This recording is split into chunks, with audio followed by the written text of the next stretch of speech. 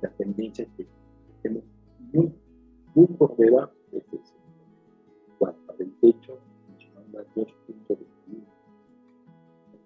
Ya, térmica máxima, debemos estar muy por debajo, ayudando con el piso. Este cuadro, si tenemos estas distancias altas y medias, estamos fuera de la zona. La distancia tiene que ser para poder estar en una zona de confort térmico, poder saciar las actividades. Entonces, uno de los parámetros que hay que tener en cuenta para poder diseñar gráficamente el diagrama de ser, que es aquel que va a poder buscar, señalar si al interior del resolvente se va a condensación. Entonces, el primer parámetro que hay que determinar es la consistencia. Otro parámetro que hay que tener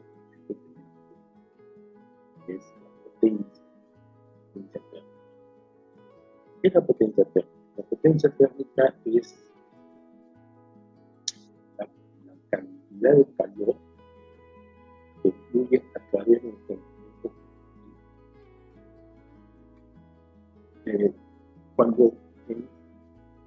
Cuando la superficie por donde atraviesa calor es una área extensa, va a fluir mucho más calor si la superficie por donde va a atravesar el calor se queda a mayor área, mayor cantidad de calor que va a atravesar ese lugar. Otro punto importante de la potencia térmica es el grado de conductividad que tiene el elemento que es atravesado por el calor. Si tiene un grado de conductividad alta, ese calor va a fluir con mucha mayor velocidad y mucha potencia.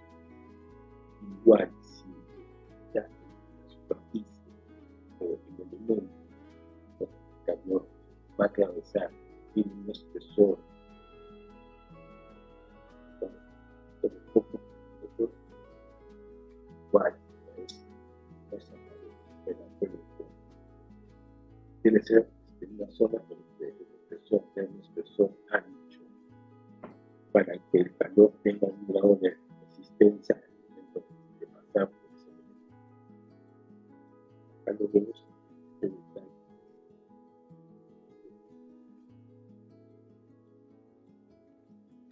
Como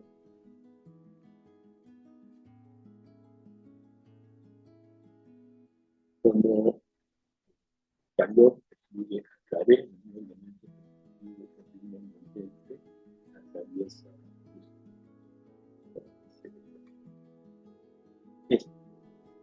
es ahí la importancia de tener elementos constructivos con un grado de conductividad no alto y que el espesor de ese elemento constructivo es un espesor muy ligero, es un espesor denso, ancho. Entonces, otro factor a tener en cuenta para poder determinar la potencia térmica del envolvente con el elemento. Podemos visualizar la potencia térmica, la determinamos conociendo la conductividad térmica del elemento. Por su superficie, indicado al inicio, tenemos un elemento de superficie amplia, será un elemento con un calor ya si tenemos un elemento de superficie menor, va a fluir. Otro punto a tener en cuenta es la diferencia de temperatura. Entonces, estamos hablando de una pared, temperatura al interior del ambiente, está directamente relacionado al espesor. Tenemos un elemento de espesor de pocos centímetros, pocos milímetros, interior,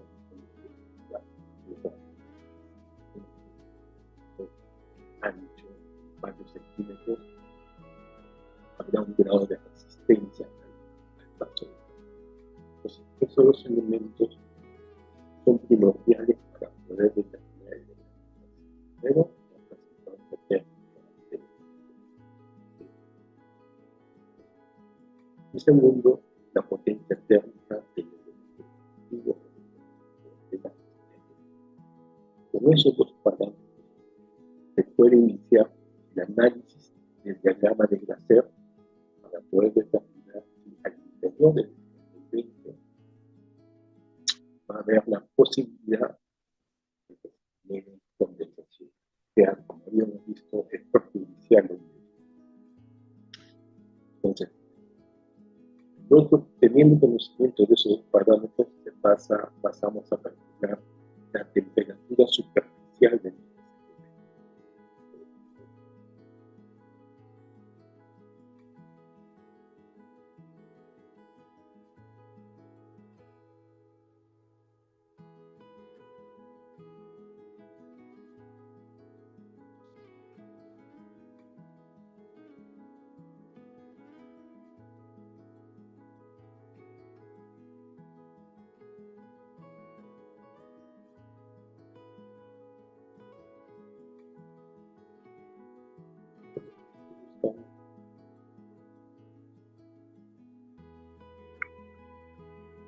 Tenemos ubicado acá el diagrama con nuestro cuadro explicativo del paso de la temperatura a través de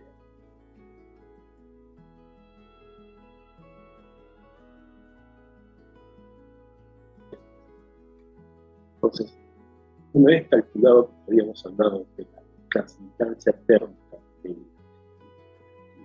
y de la potencia térmica del elemento también, se procede a calcular la temperatura superficial de las capas o de los elementos que son parte de la temperatura. En este caso, es una estructura típica de nuestro país. Tenemos una pared construida de ladrillos, después tenemos el terrajeo, pastado, la zona externa, la zona interna, terrajeo y chapado. Una pared. Entonces, se debe calcular la temperatura, la superficie interna de cada una de estos elementos que son parte de la pared. Y la temperatura tiene un comportamiento lineal que está directamente relacionado a la conductividad del material.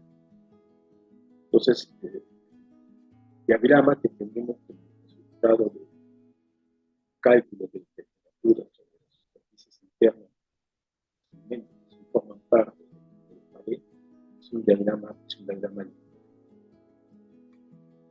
que su grado de pendiente que tiene va acorde con la conductividad propiamente de y con la distribución con la cual la temperatura decrece.